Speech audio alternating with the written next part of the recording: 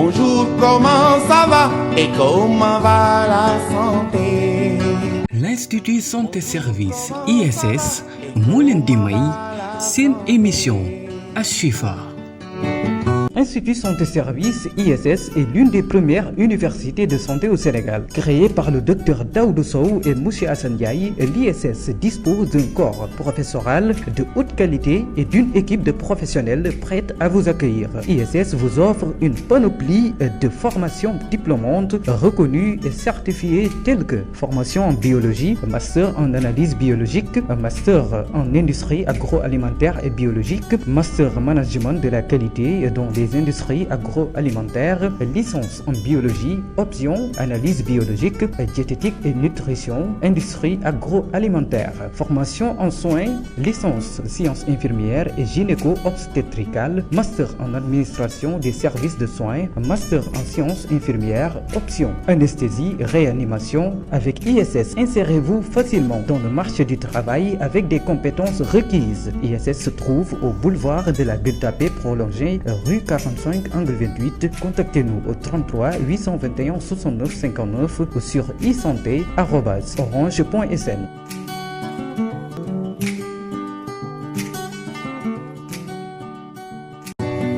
Bonjour, comment ça va et comment va la santé?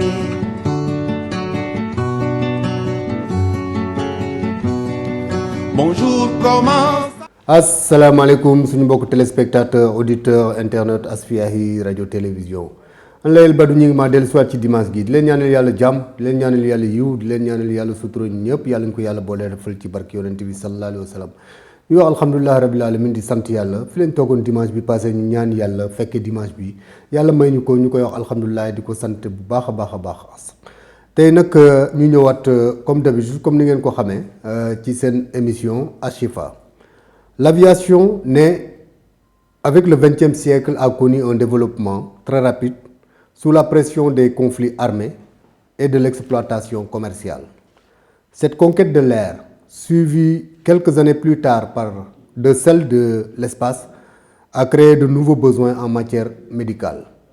am paj daal yemul rek ci dispensaire wala ci l'hôpital ba am pajin tamit yemul rek ci gis ab docteur. docteurs yi ñoo ngi ci biir docteurs yi di wëy di gën di pousser seen ay recherche di gën di pousser seenum njàng di wëy di spécialisé wu di yokk seen xam-xam. Ainsi sont nées de nouvelles spécialités médicales, parmi elles la médecine aéronautique, une spécialité essentielle de la sécurité aérienne.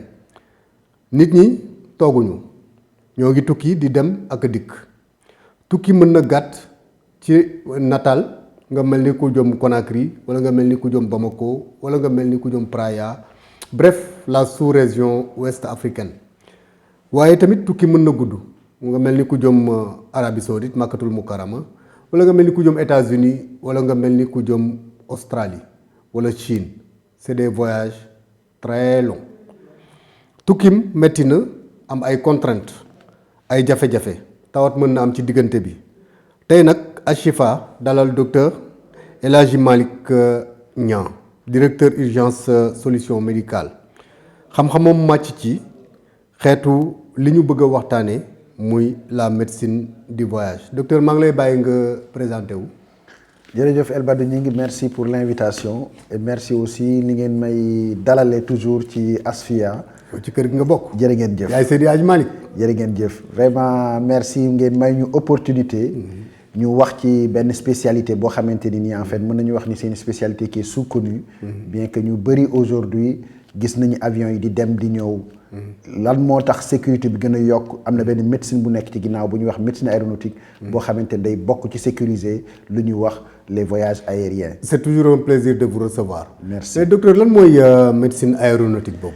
alors médecine aéronautique moom mooy lépp li nga xamante ni moom mooy médecine bu nekk autour de l'aviation. autour de cette spécialité qu'on appelle l'aéronautique. donc médecine aéronautique day continuer ci sécuriser voyage yi donc day saytu ñiy liggéey ci médecine aéronautique ñiy liggéey ci aéronautique nan la seen santé mel moom mooy les pilotes. moom mooy hôtesse yi. moom mooy contrôleur aérien yi. ñëpp ñi nga xamante ni en fait dañu impliqué wu ci biir la sécurité de l'aviation. nan lay def pour nekk médecin aéronautique. waaw médecine aéronautique c'est une spécialité à part boo xamante ni pendant longtemps formation bi c'est boo gisee aviation nu mu développé ci militaire yi la développé. Ce qui fait que pour def médecine aéronautique il faut déjà nga nekk un médecin. Maintenant boo nekkee médecin am na DU bi ñu wax médecine aéronautique. boo xamante ni amul Sénégal tugal lañ koy def. Et le plus souvent en fait c'est dans les écoles militaires mais aujourd'hui c'est développé au niveau de Paris dans les universités parisiennes. Donc am na formation bi ñuy wax la formation de médecine aéronautique donc da ngay nekk médecin. après dem defi spécialité bi ñuy wax médecine aéronautique. Ok cette branche de la médecine dépend du ministère de la santé wala du transport du ministère des transports aériens. Alors la médecine aéronautique dañu wax ni ñaari branche la. parce que loo gis médecine rek dafa dépendre ci ministère de la santé. mais au Sénégal ci ministère du transport aérien la bokk. donc la médecine aéronautique pour nga exercer ko au Sénégal da ngay am spécialité bi. boo amee spécialité bi boo ñëwee Sénégal. parce que aéronautique dafa nekk loo xamante ni bala nga ko exercer dafa am ay étapes yoo xamante ni faw nga remplir ko. première étape bi moom mooy da ngay am diplôme bi ba pare. boo amee diplôme bi ici au Sénégal boo ñëwee munoo dem sa cabinet. comme ne dama am médecine aéronautique damay def médecine aéronautique. da ngay def li ñuy wax demande d'agrément. donc koy demander au niveau du transport aérien seen benn département bu ñuy wax l'ANACIM. l'agence nationale de l'aviation civile et de la météorologie. donc da ngay am diplôme bi. demander ñooñu agrément pour exercer la médecine aéronautique au Sénégal. tant que l'ANACIM autorisé wu la nga exercer médecine aéronautique doo ko exercer. donc ñoom ñoo la jox agrément bi pour nga exercer médecine aéronautique donc ci ñaari ministères yi la dépendre. mais donc médecine aéronautique pour nga exercer ko au Sénégal da ngay am autorisation agrément wu ANACIM donc dans le département bi nga xamante ni foofu la ñu def ñoom ñooy joxe licence yi pour les pilotes donc ñooñu ñooy joxe licence yi pour yenn médecins yi am diplôme médecine aéronautique pour ñu exercer médecine aéronautique au Sénégal. moom bari nañ ci Sénégal. bariwuñ ci Sénégal parce que boo dee lim. bari na ci militaires yi. donc man sama formation bi ma nekkee armée laa ko defoon.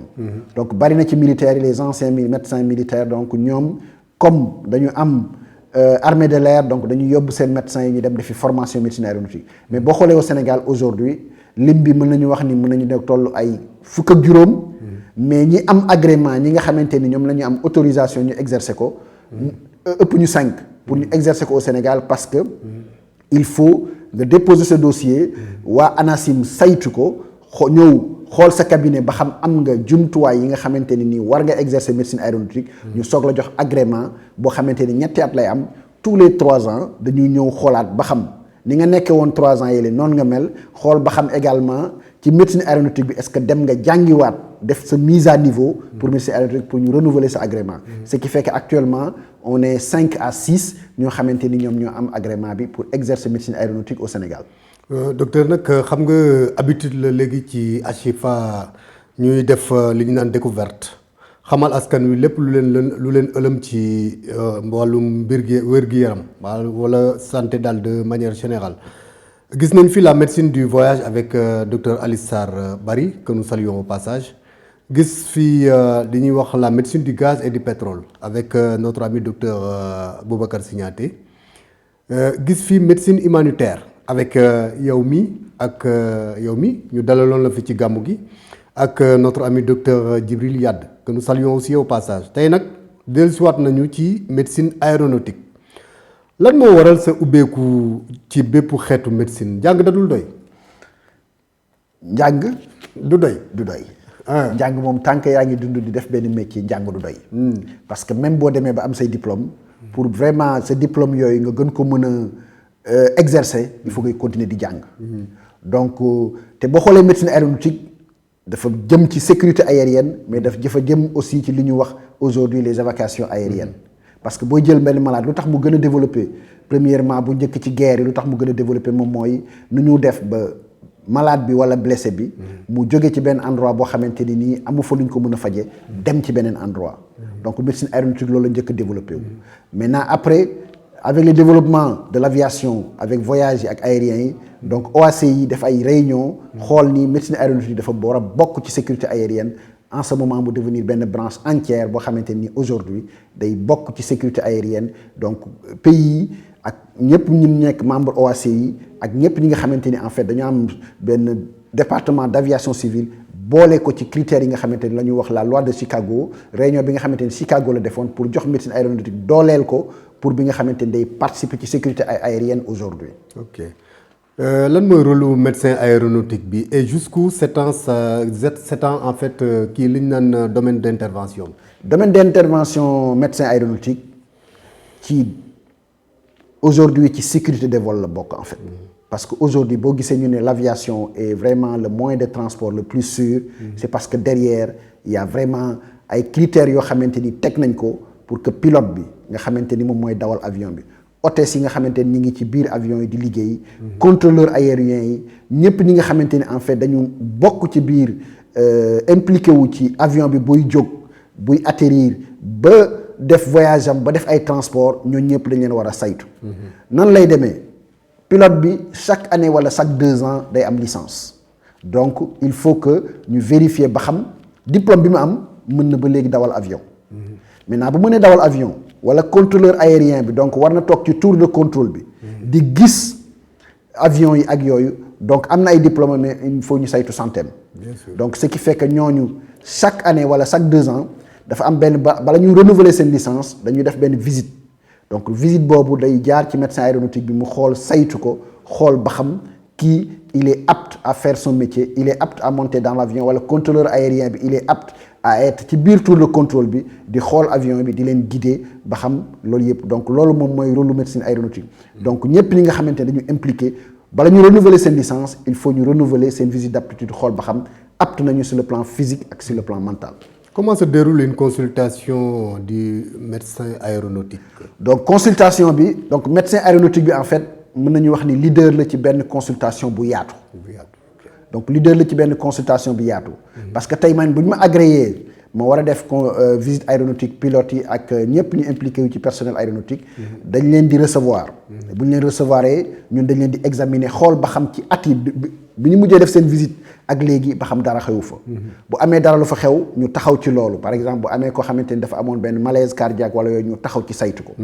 bu loolu xewul maintenant ñu saytu ko. ñu xaytu ko dans le cadre général nu mu def ba xam amul tension ba xam amul diabète ba xam amul cholestérol ba xam amul yoolu yëpp.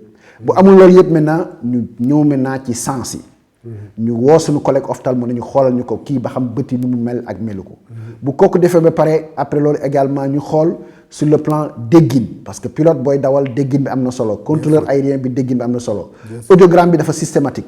donc chaque 2 ans wala chaque 5 ans suivant nu ñuy évoluer ci critères yi. donc dañ koy defal audiogramme donc ORL bi gis ko xool nopp yi xool nu muy déggee.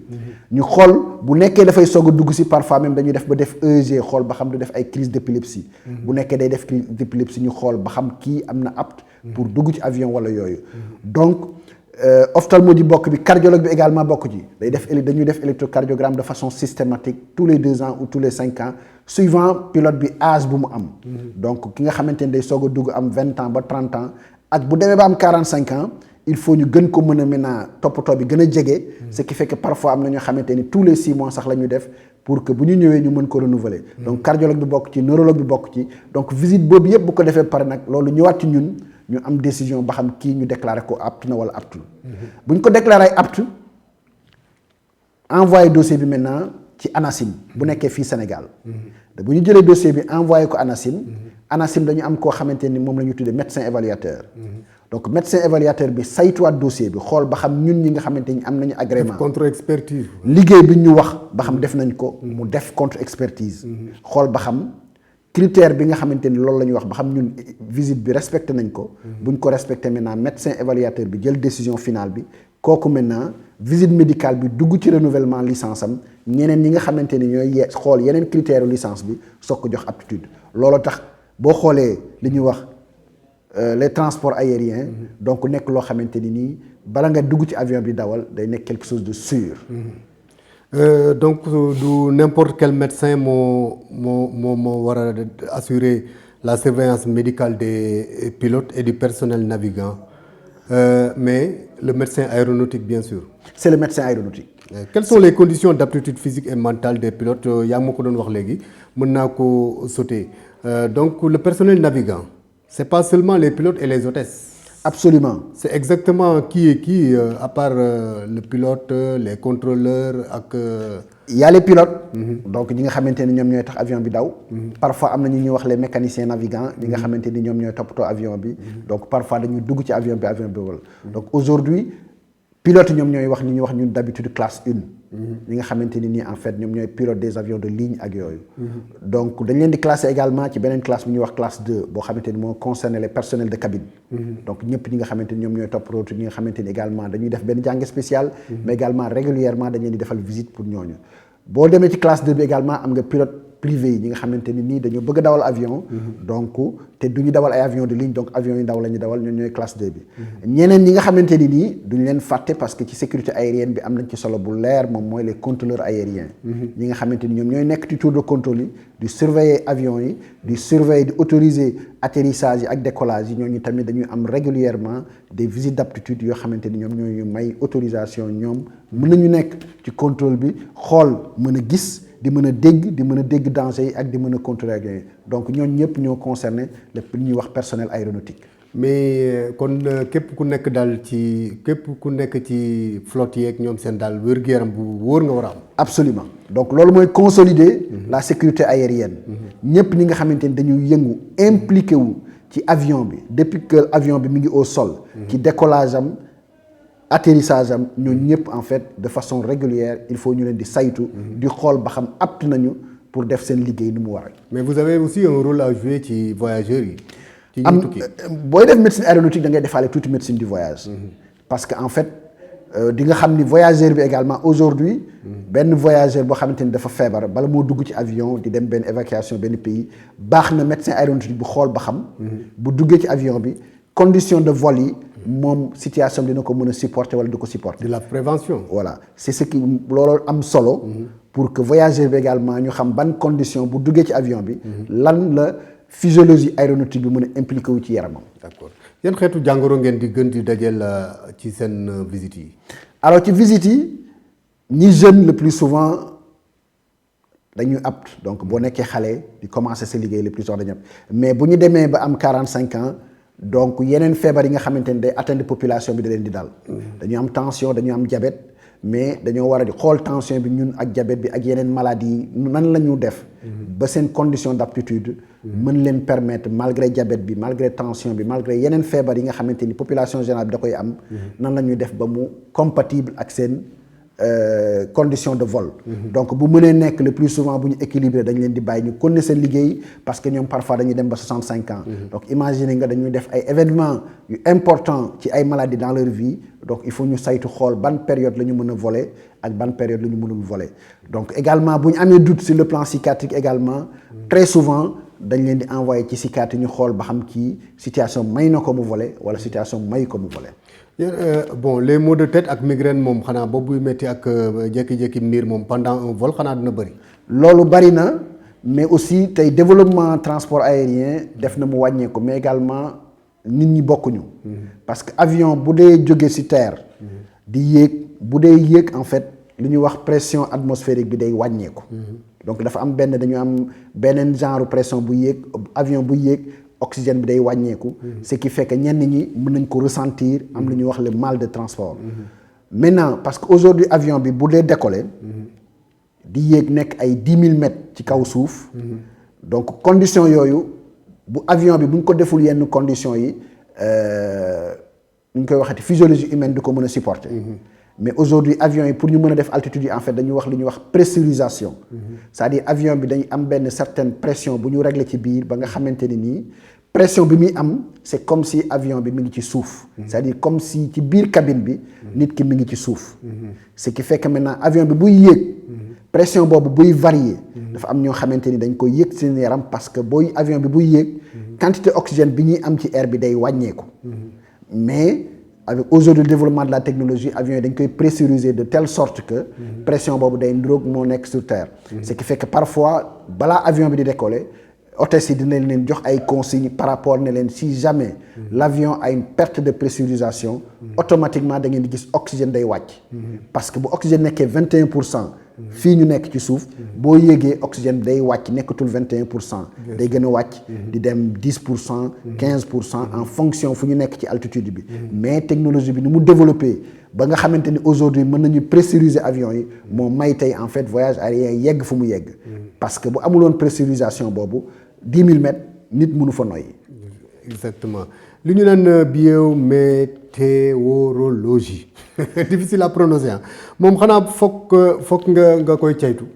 alors li ñuy wax biométéorologie kooku aujourd'hui boobu sànq tudd na ANACIM l'agence nationale de l'aviation civile et de la météorologie donc branche la boo xamante ni ci transport aérien la bokk donc boo xamante ni également ci sécurité de vol donc ici au Sénégal aviation civile ak météorologie benn département la benn direction générale la buy saytu loolu ñun foofu ku ñu fa gën a concerné ki nga xamante ni moom la ñu liggéeyal mooy le département médical donc mooy le médecin évaluateur ki nga xamante ni moom moo ñuy saytu ñun moom mooy xool ni ñun ba xam am nañu diplôme yi ba xam am nañu suñu cabinet yi ay conditions réglementaires yoo xamante ni nii mën nañu exercer la médecine aéronautique. moom météorologue la. ci département boobu la bokk. ok ci département ANACIM boobu la bokk. moom lan mooy liggéeyam moom. le médecin évaluateur à part vous évaluer ak caytu ndax si yéen a ngi liggéey dans en fait les meilleures conditions ak les normes requises lan mooy liggéeyam est-ce que am na rôle bu muy jouer entre. Le patient ak yéen les médecins. moom mooy évaluer ba xam ñun patient bi suivant âge bu mu am ak suivant li nga xamante ni nii moom la loi sénégalaise wax ci médecine aéronautique ci aptitude. donc moom mooy saytu loolu ba xam ñun respecté nañ ko par rapport ak patient bi. te ñun duñu wax le plus souvent patient dañuy wax candidat. parce que ay candidats lañu. ay candidats d'accord ay potentiels candidats lañu pour licence wala candidat lañu pour médecine aéronautique parce que nit ñu wér lañu feebaruñu normalement du ñu ñëw consultation c'est pas parce que feebar mais dañu ñëw consultation parce que dañoo bëgg a renouveler seen licence donc loolu tax ñu leen tuddee ay candidats. ñooñu maintenant ñun médecin évaluateur bi. moom mooy xool ba xam ñun li ñu def. am na en accord avec le règlement aéronautique sénégalais. Le règlement de la médecine aéronautique sénégalais. bu ko defee maintenant comme moom ci département buy délivrer licence bi ak sécurité aérienne la bokk. ñoom ñu ne maintenant kii autorisé nañ ko mu voler wala du voler bu ci gisee benn xaj ak seen. soit daf ñu woo. wala mu convoqué kooku xool maintenant kooku est-ce que du ko yóbbu expertise. pour xool ba xam kooku war na mën a voler wala mënul voler. parce que am na loo xamante ni gis na ko ci. àndut ak règlement bi donc docteur tel moo ko gis donc peut-être que il faut mu xool beneen expertise bala kooku di dugaat ci avion bi wala bala kooku di defi contrôleur aérien bu amee benn sajj ci déggin bi ci gis-gin bi ci tension bi ak ci beneen maladie. avion caaxaan liggéeyu ci de. loolu tax mu nekk le moyen de transport le plus sûr maintenant loolu également est-ce que aujourd'hui du ñu yee ci ñi nga xamante ni dañu def transport public bi ñuy def est-ce que chauffeurs yi waruñu leen saytu également ñu am ay conditions d'aptitude di leen xoolal ba xam mën nañu def transport public wala non bu ñu tollee yenn âge yi. mais est-ce que médecine automobile duñ ko créer parce que ñii moom gars yi moom war nañ leen di xool ñiy dawal oto yi. voilà en tout cas ñi def transport public. donc di daw ay distance di yendoo daw ak yooyu war nañu def ay mesures yoo xamante ni nii en fait dina participer ci sécuriser le transport terrestre. doy na waar docteur la météo nekk na un facteur boo xam ne dañ koy négliger souvent. et votre étude li nga jàng maanaam dina ma mën a tontu ci samay interrogation su ma nekkee ci avion buy yéeg damay tiit en fait daf may problème yoo xam ne nii damay sentir li ñuy wax le plus souvent dafay metti sama bopp day metti wala ma mel ni daal ku sonn mel ni ku bilimbaaneew loolu ça pourrit ma vie mais en fait li ma lay wax nii c'est très sérieux médecin du loo xam ne ni médecin mën na ko gis daal médecin yi lan mën na ko gis yow mi nga xam ne ni yow yaa nekk ci avion yi di liggéey ak ñoom di gis lu mel noonu loo ma mën a digal lu ma mën def. alors donc pour comprendre ko déjà moom mooy comme li ma doon wax sànq. mooy changement de pression yi. donc avion bi bu nekkee au sol buy décoller. le plus souvent ñu bëri foofu la ñu sentir. il y a la peur de l'avion parce que yow yaa ngi woon di dox say tànk nga jékki-jékki avion bi nekk ci ngay naaw. donc ñu bëri dinañu tiit loolu. maintenant mais avion buy jóg. donc di nga sentir ay sensation de manque d'oxygène. donc sensation manque d'oxygène moom mooy indi organe bi njëkk am problème boobu mooy cerveau bi. donc cerveau bi manqué oxygène boobu ngay sentir ay maux de tête. ngay sentir ay genre malaise. mais pilote bi bu commencé pressuriser avion bi te bu atteindre benn certaine altitude boo xamante ni sa cerveau adapté na ko parfois mu disparaître. ñeneen ñi en fait lu ñu am moom mooy da ngay mel ni ku soj wala sinus yi wala mu gonflé. loolu également am na ay astuces. bu avion bi di commencé tukki am na ñoo xam ne dañuy yëy si ngom. pour leur permettre d'ouvrir leur sinus pour que en fait bu avion bi di jóg.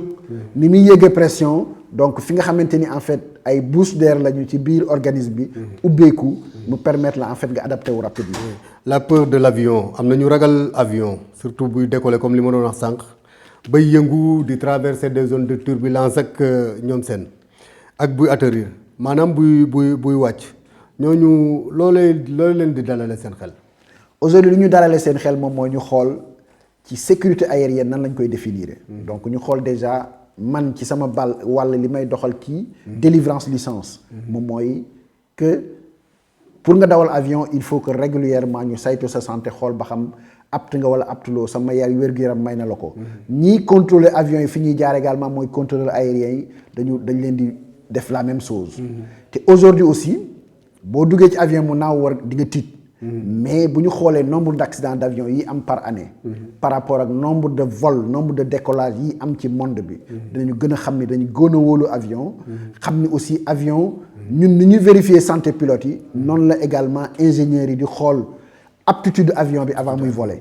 ce qui fait que y a beaucoup de choses ñu mën a may ñi ñu am confiance ci si les règles sont respectées que avion bi am na sûreté maintenant accident day am.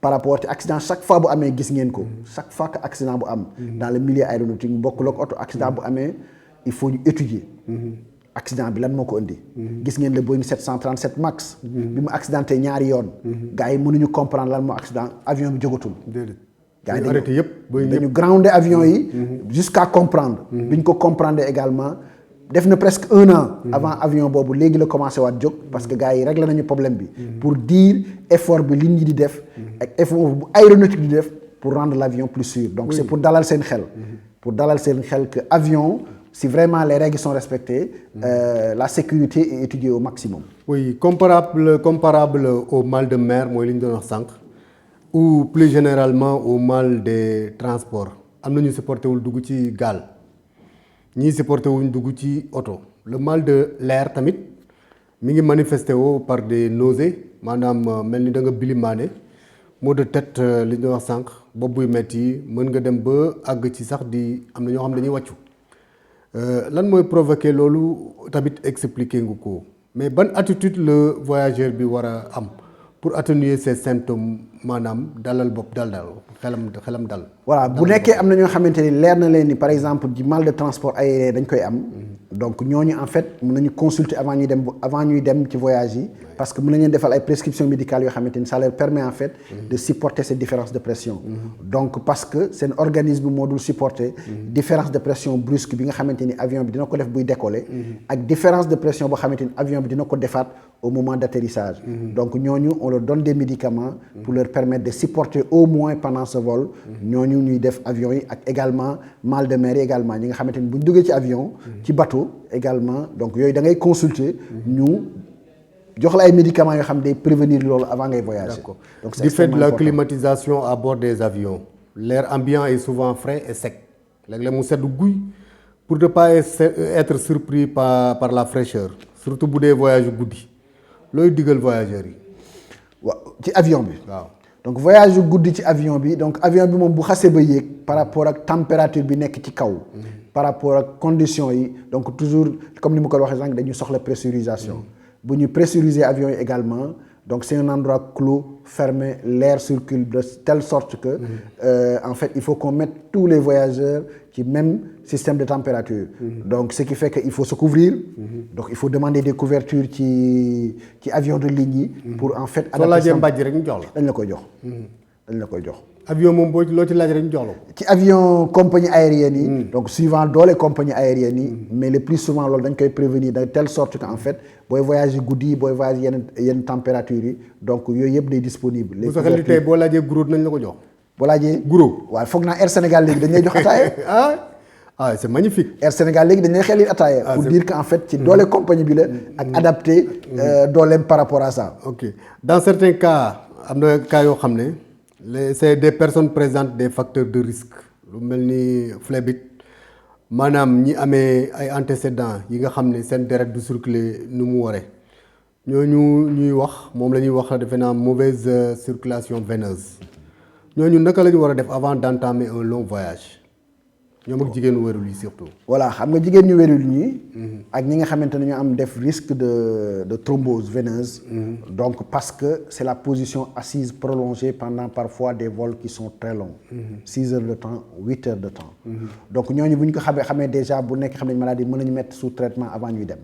bu ñu nekkee ci biir avion bi également donc il faudra ñu éviter en fait de rester assis. pendant période bu gudd boobu. donc bu avion bi jógee donc dina baax chaque heure ou chaque 2 heures ñu jóg doxantu ci biir avion bi. maintenant dina tellu période yoo xamante ne nag bu nekkee dañu am ay trucs il faudra ñu éviter voyager. wala au maximum parce que dina am ñoo xamante ne dañuy def thrombose veineuse bi. après au moment de l'atterrissage wala bu ñu ñibbee seen kër après def li ñuy wax embolie pulmonaire. te embolie pulmonaire ci maladie thrombose veineuse moom mooy li nga xamante ni moom mooy rey. donc ce qui fait que ñooñu. donc il faut ñu préparer seen voyage parfois am na ñoo xam ne dañuy defal bas de contention pour que sang bi mën a circuler yooyu yëpp en fait c'est des mesures préventives yoo xamante ni il faut nga jël ko avant te boo nekkee ci avion bi également boo nekkee sujet boo xamante ni susceptible nga def ko il faut ngay mën a doxantu lu bari donc éviter des voyages comme ça parce que parfois am na ay vols yoo xamante ni day gudd 6 heures de temps 8 heures de temps moom mooy indi risque yooyu. xanaa di ngeen xool tamit ñi nga xam ne ni ñoom ñooy ce personnel navigant là lii seen lekk avant ñuy dugg ci avion yi wala lépp dem nañ ba tàmm nañ ko seen yaram. alors personnel navigant am nañu benn certain mode de vie mais li nga xamante ni moom mooy influence yi ci sécurité aérienne bi moom mooy surtout alcool. ce qui fait que par exemple personnel navigant bi pendant leurs heures de vol ak bu ñuy préparer un vol de trucs comme ça ils n'ont pas droit à l'alcool. ils n'ont pas droit aux drogues. parce que yooyu c'est prohibé c'est interdit parce que loolu day influencer ci sécurité aérienne bi donc loolu mooy surtout yi nga xamante ni yi ci des ñoom tamit c'est très important koo xamante ni en fait leer na la chaque 2 ans da ngay def sa contrôle médical donc baax na aussi ngay def ay régime yoo xamante ni nii wala am benn mode de vie yoo xamante ni mooy tax doo développer yenn maladies comme diabète comme hypertension artérielle mais xanaa dina bëri lu ñuy naan café de waaw dina bari lu ñu naan café mais sécurité aérienne aussi dafa def de telle sorte que pilote bi dafa war a préparer volam c'est-à-dire mënuñu pilote bi également dafa am ay normes ay heures yoo xamante ni nii boo ko nekkee ci avion bi da ngay wàcc par exemple mënoo yore avion bi di liggéey Air Sénégal avion bi danga yaa koy jël fii yóbbu ko Paris gars yi dugaat nga delloosi ko indiwaat ko Dakar gars yi dugaat nga jël avion bi yóbbu ko Abidjan des trucs comme ça du doxee noonu. c'est-à-dire da nga am benn quantum horaire boo xamante ni boo ko defee ci cabine de pilotage bi boo yeggee sa beneen endroit am na aussi benn quantum horaire de récupération boo xamante ni da nga koy noppalu avant ngay dugaat ci avion bi donc di nga naan café ak yooyu yëpp pour mën a dawal mais sa heure de vol yi boo demee par exemple sa 8 heures. il faut nga noppalu 48 heures ou 36 heures balaa ngaa dugaat ci cabine de pilotage bi. xel mu dal mooy dawal avion. exactement. tukki ci jamonoy coronavirus yi les voyages dans ce contexte pandémique corona di continue de faire des ravages tukkikat yi di gën a tukki n'est-ce pas un facteur de propagation. alors je pense que moom mooy le premier effet gis nga année passée li xewoon ak gis nga instant bi également mesures yi nga xamante ni pays yi nga xamante ni nii aujourd'hui connaître nañu 3e vague bu metti ñu ngi koy am. première mesure bu am daa pendant la première mesure bi nga xamante ni daaw. vivre nañ ko lu ñu nit ñi def moom mooy arrêter les vols entre les pays. donc fermer les frontières. parce que probablement le voyage en avion aujourd'hui yóbbu na pandémie bi foo xamante ni nii. parce que aujourd'hui da nga yeewoo Chine ñëw añ si Dakar. wala lu mel noonu. donc te avion bi également c'est un moyen rapide donc avion bi bokk na ci aujourd'hui loo xamante ni de façon sûre. xam nañu bokk na ci propagation wu. maladie coronavirus. donc moom moo tax aujourd'hui également. pour voyager lu ci bëri critères yu bëri dugg ci. gis nga bi ñu ubbee bi pays après lockdown bi. après lépp. première mesure bi ñu ci defar lockdown mooy lan. lockdown mooy bi quand pays bi ñuy tëjee seen frontières yépp frontières yi bu mu tijjeekoo. ok frontières yi bu mu tijjeekoo. ñi may déglu léeg-léeg tubaab yi may làkk sax da leen di xaw a kii. donc frontières yi bu mu tijjeekoo. voilà première mesure bu ko accompagner mu ne voyageur bu nekk bala ngaa dugg ci avion bi négatif. waaw. nga am benn test Covid négatif bala ngaa voyager. parce que avion bi non seulement également distanciation bi dafa metti donc nit ñi mën nañu contaminante donc test Covid négatif. lu wóor moo ci dugal nit daal. nit ñi di gën di tukki jàngoro ji di gën a law. médecin aéronautique bi ban taxawaay la taxaw ci tukkikat yi ak mbas mi. tukkikat yi ak mbas mi c'est aujourd'hui wax nañ ko par exemple tey ngay voyager ñiy voyager na fekk voyage bi vraiment am njëriñ. voyage bi amee njëriñ booy voyager également nga xool fi ngay voyager fan la ci pandémie bi toll. boo dee voyager également avant ngay voyager il faut nga sa test négatif. il faut nga mën a respecter ces mesures barrières yi. boo respecter mesures barrières yi en ce moment après mën nga voyager en sachant que aujourd'hui gis nañu pays yi nu ñu mel ci vague bi booy dem mën nga yóbbaale feebar bi boo dee ñëwaat également mën nga indaaleel dëkk bi loo xamante ni amu fi woon gis ngeen variant britannique bi ñu doon wax ni Grande-Bretagne la nekk tey peut-être que mi ngi Sénégal lan moo ko indi probablement moyen aérien yi transport aérien bokk na ci lu ko indi.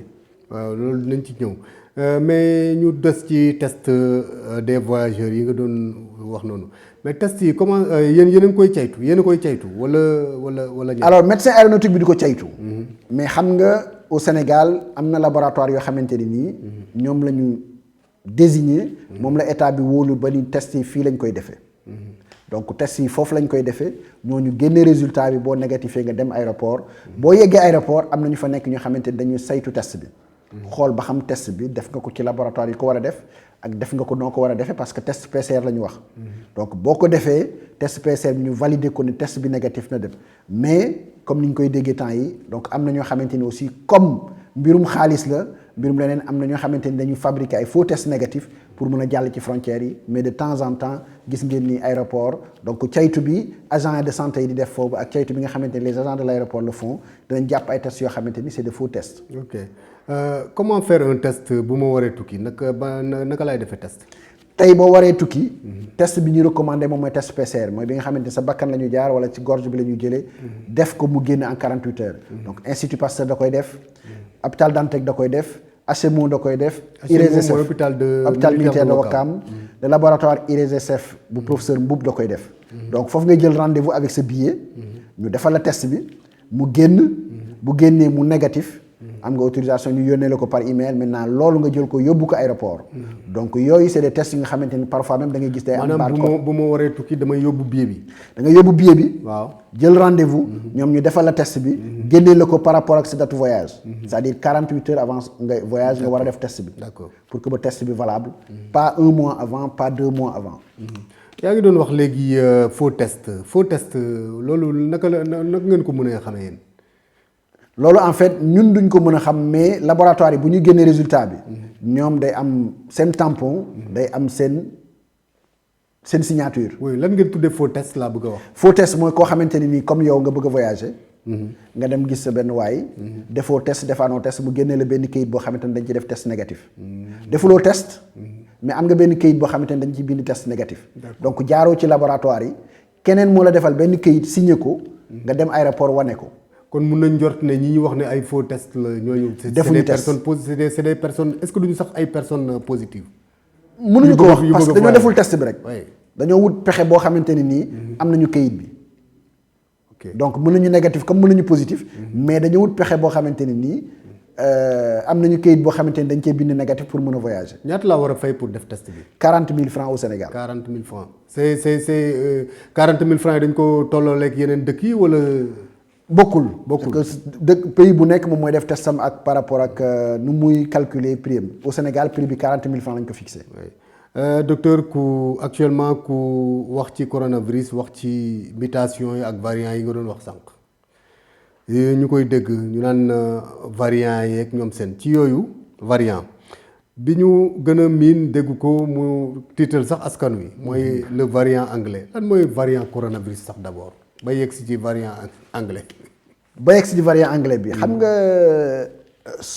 variant moom mooy microbe bu soppaliku même microbe bi ba léegi mais dafa soppaliku melukaanam. donc bu soppala ko melukaanam. donc soit mu gën a mën a rey. wala soit mu ni muy wàllee ko wàlle bi gën a gaaw. donc coronavirus. donc le virus bi ñuy wax SARS-CoV-2 dafa soppaliku. donc am beneen melokaan. donc aujourd'hui en Grande-Bretagne nee nañu transmission bi dafa gën a gaaw ni muy rayee également dafa jéggi dayoo par rapport ak bu njëkk bi donc virus bu soppaliku moom la ñuy tuddee variant donc bu soppalikoo jël beneen melokaan donc melokaan boobu ba léegi virus coronavirus bi la mais soppaliku na changer méthode changer nu mu meloon gën a résistant peut-être loolu dañ koy gis toujours ci ay microbes donc ci bactéries loolu c'est très fréquent que médecins yi que biologistes yi gis ko vivre ko mais coronavirus ni ñu ko amplifié moom mooy noonu donc aujourd'hui également coronavirus dafa toll foo xamante ni en fait virus bi dafa soppaliku jël beneen melokaan donc melokaan bi ñuy wax variant britannique mooy soppaliku bi nu mu mel Grande-Bretagne variant Afrique du Sud bi mooy soppaliku bi nu mu mel Afrique du Sud variant sud-américain bi mooy soppaliku bi nga xamante ni noonu la mel Amérique du Sud donc benn virus bi la mais melokaan bi changé na dafa soppaliku jël beneen melokaan li muy rey dafa gën a bari moom mooy Grande-Bretagne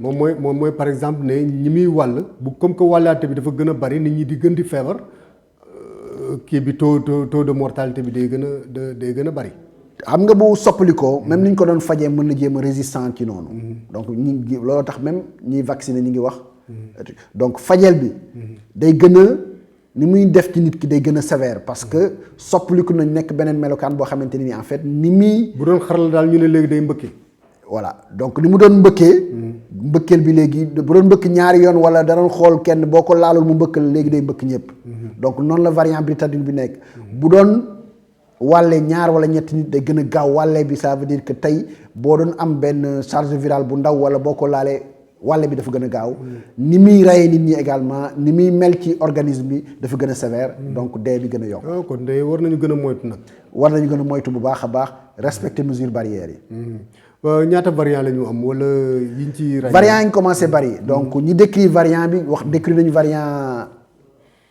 anglais britannique bi sud-africain bi Amérique latine bi donc ñeneen ñi aussi ñu ngi décrire yeneen variant donc variant yi moom mën na bari lool ci même variant britannique bi mën nañ ci décrire yu bari également sànq dafa mel ni dama xelmati mel ni njort da nga wax ne troisième vague quoi troisième vague moo nekk actuellement Grande-Bretagne donc ñun ñu ngi suñu deuxième vague mais Grande-Bretagne ak ay France ñoom ñu ngi vivre seen troisième vague parce que novembre amoon nañu deuxième vague ñoom ñu ngi ci seen troisième vague donc ñu ngi seen troisième vague bu gën a graaw transmission bi gën a gaaw dee bi également gën a yokk ci maladie yi nga xamante ni coronavirus bi ni mu doon rayee au mois d'avril dafa gën a yokk actuellement variant bi nga xamante ni moom mooy circuler ci yenn pays comme Grande-Bretagne. oui dafa mel ni keroog dama dégg ci message yu Serigne Mbaye Sy Mansour bi ñu koy ziyaare au passage muy expliquer naan troisième vague gaa yëpp tiit quoi. ndeke ne waaw gis-gis bi daal yàlla ci moom daal. yàlla ñu yàlla dimbali daal. yàlla ñu yàlla dimbali. yàlla ñu yàlla dimbali ma bàyyi la nga nuyu ko. ñu continuer waxtaan wi ñu ngi nuyu xalif bi di ko ziar di ko ziar bu baax a baax di déglu ay recommandations di déglu ay anticipations yi muy def ci Sénégal donc deuxième vague bi nga xamante ni ñu ngi koy vivre moom y a 1 mois 2 mois bi muy def ay recommandations vraiment ñëpp a ngi doon wax nii la mais gis nga nii la ko yàlla également tuddee. ci gis-gisam. donc ñu ngi koy ñaanal bu baax a baax yàlla na fi yàgg te wér et li muy defal dëkk bi également yàlla na yàgg. oui il y a 10 jours ou quelque chose comme ça 15 jours matagu ko la génnoon di digle ay sarax waxu troisième vague bi gars yi tiit quoi mais docteur man de dama jaaxle ñun lan lañ def ba yegg si fii ci coronavirus qu'est-ce qu'on a fait qu'est-ce qu'on ne devait pas faire ba yegg si fii ci coronavirus bi. kooku c'est une question très très importante waaye aujourd'hui comme ni ma ko waxee depuis bi coronavirus bi commencé amul ay mesures yoo xamante ni nii ñu ngi koy jël donc première mesure yi gis ngeen ko bi Sénégal bi yépp tëjoo couvre-feu nit ñi toog seen kii télétravail depuis interdire gàmmu yi interdire rassemblement yi mosquée yu tëju vague bi jàll bi vague bi jàllee également après lépp tijjeeku bi lépp tijjeeku également gis nañu également bàyyeeku bi ba aujourd'hui également delluwaat nañu ci interdiction rassemblement yi delluwaat ci couvre-feu donc li ñuy def est-ce que ni ñu koy defee noonu la je pense que histoire bi ci kanam dinañu gën a yee dans le futur également maintenant mais li ñuy def ba léegi également wane nañu également que doyagul malgré couvre-feu bi donc yeneen mesures également war nañ ci gën a renforcer ci distanciation bi ci rassemblement yi ci marché yi ci jàkka yi ci événement yi donc war nañ ci gën a góorgóorlu wala bu baax a baax ngénte yi ak dëj yi. ngénte yi ak dëj yi donc malgré traits yi malgré yëpp c'est vrai que Sénégal la ngénte yaa ngi am dëj yaa ngi am donc rassemblement yaa ngi am donc transmission bi mi ngi am donc la ñu gën a góorgóorluwaat bu baax a baax yokkaat mesures yi ñu fi def et maintenant et chaque jour évaluer ba xam mesures yi duñ ko gën a yokk duñ ko gën a renforcer ba xam am na loo xamante ni jël nañ décision bi est-ce que c'est la bonne décision est-ce que du bonne décision bi mais je pense que li ñu vivre déjà war nañu déjà que yenn mesures yi nga xamante ni ñu ngi ciy appesantir que c'est des vraies mesures maintenant est-ce qu'il faut yokk ko wala déet je pense que ni muy évoluer war nañu wala yeet ci loolu. xale yi wéy di fréquenter l'école bi di ko wàllante muy gën di law donte ne ñoom sax xale yi xaj na mën na leen bañ a wàññi lu bari waaye nag ñoom ñi ngi rey mag ñi nag xale yi moom ñi ngi rey mag ñi lan nga gis ne école bi ban lan la ñu war a def dañu war a tëj école yi dañu war a réduire les heures d'école comme ni ko ministère de l'éducation bata kii xaatime fan yi wala.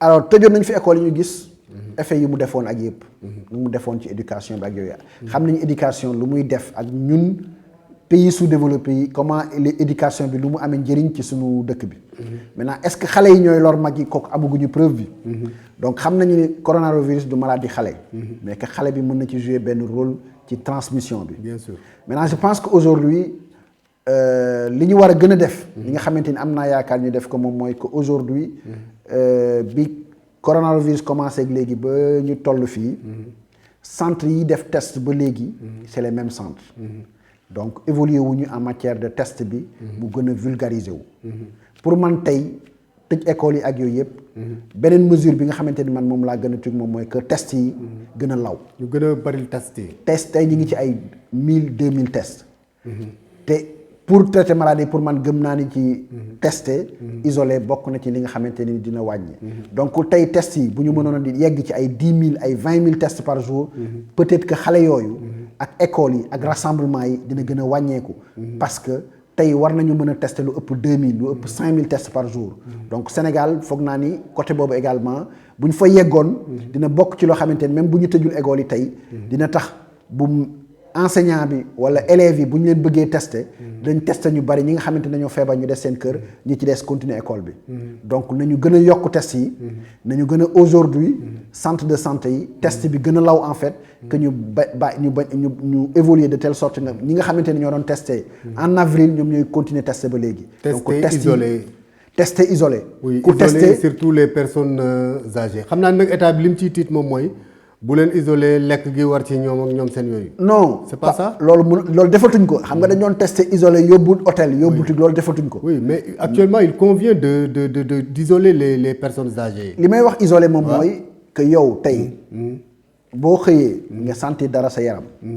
nga dem ñu testé la test bi yomb ci yow. waaw nga nekk enseignant. nga yëg dara day metti ci yow. nga dugg benn centre de santé ñu testé la. yow bu ñu la testé rek. ba nga positif sa isolation mën nga ko def sa kër bien sûr sa waa kër dañu xam ni kii dafa am coronavirus donc dañ lay isolé donc loolu laay tuddee isolé parce que essayé nañ fii def ay hôtel isolé nit ki mais que nit ki moom mooy def self isolation moom mooy xam ni dama am coronavirus tey du ma xëy jàngale ji moom mooy xam ni dama am coronavirus du ma xëy dem liggéey di contaminer samay. cette prise de conscience. cette prise de conscience est-ce que sénégalais am na ko. bu test bi yombee peut-être que dina am. ok tey test bi bu nekkoon foo romb di nga mën a def tester sa bopp ñu xam ko. boo xamee da nga am coronavirus di nga am prise de conscience boobu. mais sénégalais aussi am nañu difficulté boo bëggee ñu tester la. nooy def ba ñu tester la. les vaccins docteur yow di nga ñàkku. loolu rek laa bëgg de. ñàkk bi bu ñëwee moom. bu ma amee possibilité ñàkk bokk naa ci nga xamante ni bëgg naa njëkk a ñàkk. bokk nga ci ñi ñuy expérimenter ñàkk bi quoi. du expérimentation. nanguma expérimentation ñàkk bi. kooku discours boo xamante ni la. tey bu ñu xoolee ci évolution bi. expérience bi am na Europe. am na États-Unis am na ci yeneen dëkk yi ba ñu trouver vaccin. du phase test non plus. du phase test parce que aujourd'hui li ñuy vacciner ñi ëpp na 20 millions. Grande-Bretagne ñi ngi vacciner ñëpp. France ñi ngi vacciner seen truc. Chine ak Russie ñi ngi vacciner. vaccin bi ñu ngi koy joxe ñu vacciner tey ñun. tolluñu ci cobaye xam nga fu ñu toll. ba xam dinañ jot ci vaccin bi. ok parce que vaccin bi gis nga même Europe. ñi ngi vacciner wu ba maintenant décider na.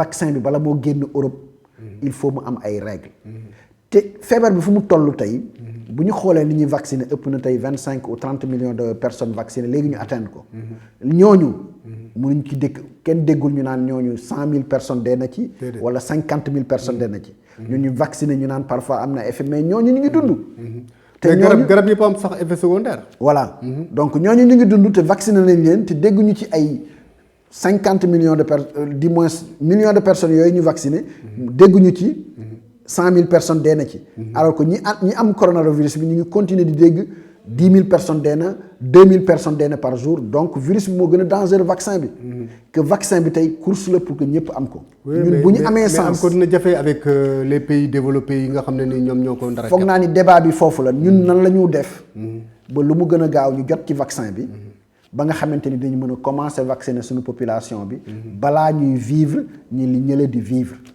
ñun loolu moom mooy suñu débat tey ñun nan la ñuy def ba ñun pays sous-développé yi ñu jot ci vaccin bi métti na de looy digal askan wi ci seen ko ragal ak seen scepticisme par rapport à ces vaccins damay dalal seen xel que vaccination loo xamante ni la du moyen boobu rek la ñu wax ni nit ñi dañoo bëgg a def ay limitation de naissance ak yooyu tey boo demee pharmacie médicaments yi fa nekk ban la ñu defal Sénégal wala Afrique boo duggee pharmacie donc nit ñi bu ñu bëggoon def limitation de naissance xanaa kon médicaments yooyu mën nañ ci def lépp parce que boo duggee ci pharmacie amul médicament boo xamante ni Sénégal lañ ko defaree dégg naa sax ñu ne vaccin bi bu ku ko jël dootoo amati doom quoi waaw donc pharmacie bi franchement man daal pharmacie bi lépp Europe la jógee bañ ngeen ko ba yenn médicaments yi bu ñu tëjee frontières yi ñu manqué ko donc nañu dalal seen xel ci vaccin bi que aujourd'hui pandémie fu mu toll espoir bi nit ñi am moom mooy vacciner wu et vacciner le maximum de la population pour que en fait mu mën a am benn résistance mu mën a am vraiment benn immunité comme ni ñu wax benn immunité pour que li ñële di vivre mu bañ a yegg fii parce que gis nañu ñooñu contrainte yi ñu am que aujourd'hui vaccin bi nga xamante ne am nañ ci espoir que c'est efficace bu yeggsee que nit ñi nañu ubbeeku nañu nangoo vacciner wu pour que vraiment ban la ci vaccin yi vaccin Pfizer Covax wala vaccin bari nañ façon bala ngaa choisir nga am bala nga mën a choisir bu ñu am rek jël bu ñu am ba nga xamante ni suñu kii foog naan tey efficacité bu ci nekk dëkk nañu efficacité aux alentours de 50%. Donc bu ñu ci mën a am peut-être que parfois dañoo xam ba vaccin Pfizer bi moyen logistique yi moom mooy dafay soxla benn température supérieure à moins 70 degrés donc logistique bi c'est plus compliqué donc bu ñu am vaccin nañu am vaccin boo xamante ni sur le plan logistique dinañ ko mën a yóbbu ba suñu village yi sans pour autant que vaccin bi yàq à l'environnement que vaccin vraiment mën a yegg ci population bi c'est magnifique docteur dama gis temps yi ci benn ci ñuy envoyé benn message vocal boo xam ne audio la boo xam ne mi ngi daw ci WhatsApp yi benn waa ñëwee yàlla toog ci saalam wala ci këram xaw ma fu mu toog di wax ne nañu bañ bu askan wi nangu bu askan wi ñàkku parce que ñàkk yi moom moo tax temps yi yaa ngi gis nit ñi di daanu di dee nit di dox ba ci yàgg mu daanu dee ñii ñu ñàkk yëpp ñu ngi dee quoi ñooñu lan ngay wax askan wi pour seen xel dal par rapport ak yooyu xamal leen ni sax ñàkk yi sax commencé gul sax par Sénégal ñàkk yi commencé gul sax Sénégal donc ñàkk yi commencé gul Sénégal am na ñoo xamante ni c'est des personnes mal intentionnées duñu kër docteur seen xel ak seen xam-xam màccul ci affaire docteur mais dañu toog seen salon ci développement technologie décrire ay phénomènes ci vaccination loo xamante ni ñoom xamuñu ko ci sax te ñoom ñëpp aujourd'hui ñi fi nekk ñu bari ñoo xamante ni tey amuñu polio amuñu tétanos amuñu yenn feebar yi vaccination moo tax donc polio bi gis nañu polio bi ni mu doon def suñu population yi tey pour nga gis xale bu am laago wala yooyu day rare parce que vaccination polio bi moo ko def tétanos bi ni mu doon programme élargi de vaccination voilà programme élargi de vaccination bi maladie ni mu leen limité bu croyance boobu ñu amoon ci programme élargi de vaccination bi moo fi nekk ba tey benn mais nag bii dafa ñëw ñu gis li muy def ci monde bi mu nekk benn pandémie donc vaccination bi également dina am popularité mais dina am ñoo xamante ni ba léegi mal intentionné ak effet monde 21e siècle réseaux sociaux yi koo xamante ni xamul dara ci benn affaire day toog ci biir salon joxe benn message boo xamante ni leer na ko ni moom bu ñuy vacciné mun na am mu njëkk a vacciné. On parle de coronavirus par-ci coronavirus par-là ragal dem hôpital ragal respecter le calendrier de vaccination comme ni ñu ko waxee bonjour les dommages collatéraux on parle de fièvre jaune ñoo ngi wax fièvre jaune benn épidémie ci biir pandémie Covid-19 di wax grippe aviaire beneen épidémie ci biir pandémie Covid-19 et pire encore les cancers l'hypertension artérielle le diabète font actuellement des ravages ban prévention ngay wax par rapport à cette situation est-ce que suñu système de santé attan na situation bi nga jaare fa daal di tàggoowaale ndax booy bi mi ngi may bënn sama nopp yi di ma wax naan ma temps bi jeex na. situation bi sunu système attanu ko. sunu système gis nañu déjà nu muy souffrir. tey pour nga am place hôpital dafa metti parce que malade du coronavirus yi feesal nañu hôpital yi. sunu système attanu ko parce que tey ñi am tension ak diabète ragal nañu dem hôpital di def ay complications seen biir kër yi. sunu situation attanu ko parce que tey. maladie bu ñu baree lit de réanimation yi dañ koy dépasser. donc amuñu lit de réanimation yi ko jot. nit ñaa ngi dee parce que dañoo soxla place de réanimation bala ñu ci am accès leneen xam ci. donc suñu situation attanu ko. donc il faut ñu góorgóorlu ci mesure de prévention yi nga xamante ni moom moo accessible déjà. éviter rassemblement yi limitation di takk masque yi limitation yi distanciation yi ñu koy def parce que suñu système du ko attan. bu vaccination bi ñëwee ba ñu am ci accès ñu góorgóorlu dem vacciner wu. tant que buñ ci jotee nañu vacciner wu pour réduire maladie bi parce que lii xew ci yeneen dëkk yi ñun attanuñ ko. sunu système attanu ko. magnifique waxoon naa ko keroog maa ngi koy waxaat tey ñu moytu ngénte ñu moytu dëj ñu moytu xew di leen joxaat rendez-vous incha allahu rabbi dimanche prochain beneen thème ak beneen invité asalaamaaleykum wa rahmatulahi taala wa barakatuhu. jërë ngeen jëf. Bonjour, comment ça va et comment va la santé?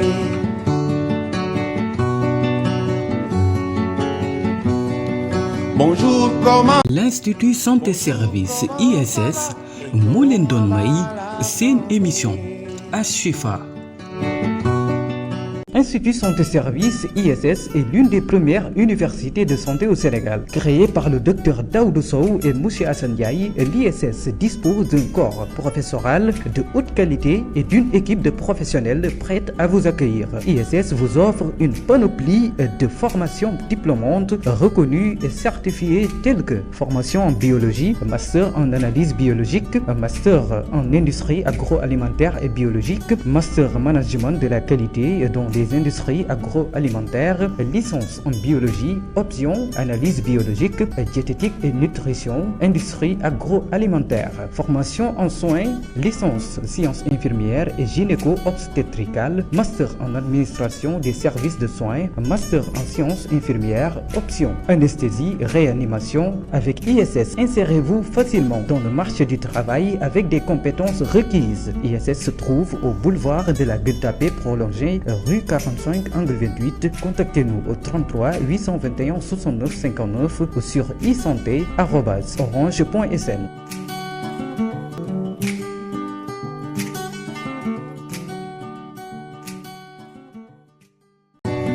Bonjour, comment ça va et comment va la santé?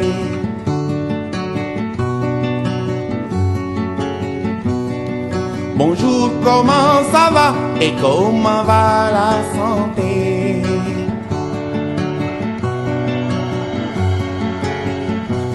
Iwai wer gi yaram ne leen wer. Bonjour, comment ça va et comment va la santé? Bonjour, comment ça va et comment va la santé?